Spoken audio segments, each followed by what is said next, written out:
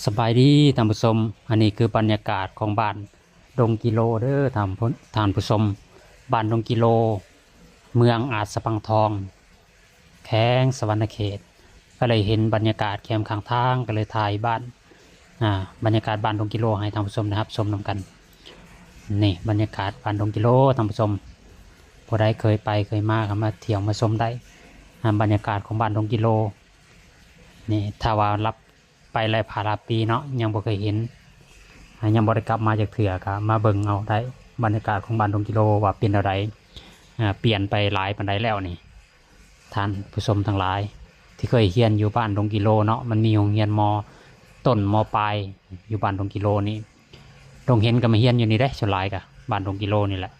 ถ้าว่าผู้ใดเป็นนักเรียนเก่านักเรียนก่อนก็มาเบิ่งเด้อบรรยากาศบ้านดงกิโล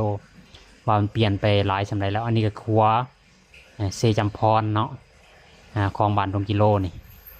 น้ำยังบ่หลายปานใดท่านผู้ชมเพราะว่าฝนก็ยังบ่ตกแต่ว่าฝนตกนี่โอ้ยน้ำเต็มตะพังได้นี่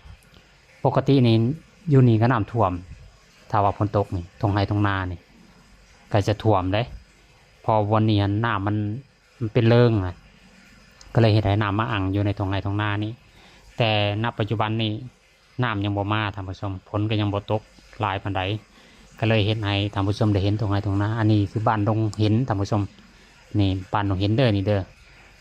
ถ้าว่าพอใดเคยเห็นเคยไปเคยมาบ้านดงเห็นกันนี่แหละบรรยากาศของบ้านดงเห็นก็จะเข้าตลาดแหละท่านผู้ชมนี่นะ